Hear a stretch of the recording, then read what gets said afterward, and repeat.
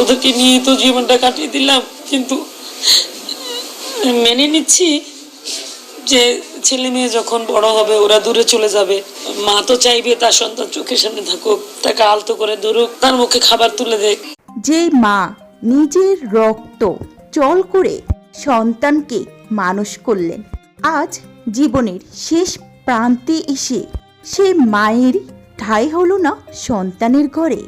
Live এসে how মাউ করে কেঁদে উঠলেন গুণী অভিনেত্রী রেশমা। অভিনয় জগতে চেনামুখ রেশমা। পর্দায় যিনি কত শত পরিবারকে হাসিয়েছেন, কাঁদিয়েছেন, কিন্তু বাস্তব জীবনে নির্মম স্ক্রিপ্টটা যে এতটা ভয়ানক হবে তা হয়তো তিনি নিজেও ভাবেননি। নিজের সবটুকু বিলিয়ে দেওয়ার পরও আজ প্রবীণ এই অভিনেত্রীর আত্মনাদ।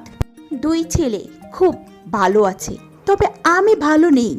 ওদের পৃথিবীতে ওদের স্ত্রীরা, তবে আমার তো ওরা ছাড়া কেউই নেই।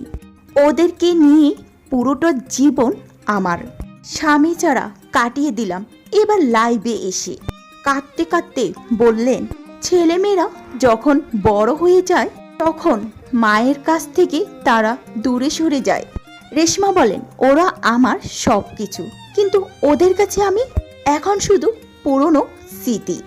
ছোট পর্দার নিয়মিত এই অভিনেত্রী বর্তমানে শারীরিক ও মানসিক সমস্যা ভুগছেন। দুই ছেলে থাকতেও তার জীবনে নেই, আর স্বামী সে তো আগেই এই পৃথিবীর থেকে চলে গেলেন। এখন তার জীবন খুবই একাকী। ছেলেরা তাদের স্ত্রীদের নিয়ে খুবই ভালো আছে। তো ভিউয়ার্স, চলুন এই অভিনেত্রী মুখেই শুনে আসি তার জীবনের দুঃখ দুর্দশার কথা। দিদি খাওয়া দাওয়া অন্যরকম, এটা আনন্দের বিষয়, কিন্তু আমার একটা ছেলে থাকে না তো আমার কাছে, বাইরে থাকে, যার জন্য আমার কোথায় জানি একটা ফাঁকা জায়গা কাজ করে, একটা জায়গা মানে কেমন একটা অস্বস্তিকর, অশান্তি, খেতেও শান্তি লাগে না যে আমার ছেলেটা তো আমেরিকা তো আর কোরবানি দিবে না, দুজন মানুষ, সব কিছু মিলে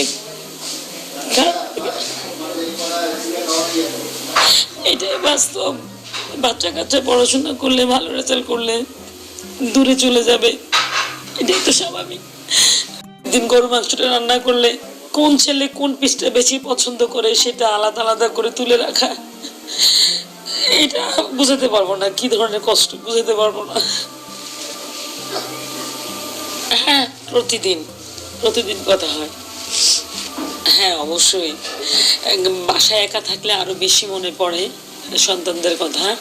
যখন কাজে থাকি ভালো থাকি, বাট রাত 10টার পরেই ঘড়িটা দেখি যে এখন তো তাদের সকাল হয়েছে, ফোন দিতে হবে। কেমন আছো, ভালো ঘুম হয়েছে, কি খেয়েছো, নাস্তা কি করেছো, আমার কথা জিজ্ঞেস করে। ওরা যে তুমি কি করো, বাসায় ফিরছো, রাস্তায় রাতে ডিনার করেছো, ওষুধ খেয়েছো, অনেকক্ষণ কথা বললে বলে যে তুমি ঘুমিয়ে পড়ো, সকালে শুটিং আছে, ঘুমিয়ে পড়ো।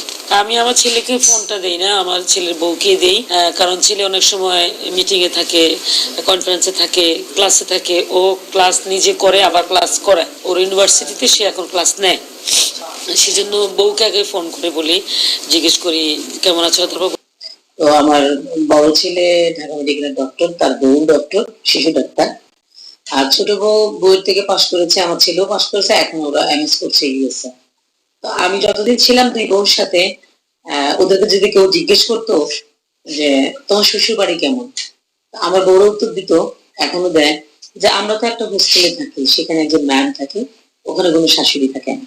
আমি তো অলরেডি 17টা সিনেমা করেছি, সবগুলো অনিয়ার হয়ে গেছে, এখন 4টা অনিয়ারের বাকি, রিলিজ হওয়ার বাকি। তো আসলে আমরা শিল্পী, আমরা সব মাধ্যমে কাজ করতে চাই না। আমাকে নিয়ে এখনো ওরকম ভাবে কেউ বলেনি, বরং আমি পজিটিভই পাচ্ছি।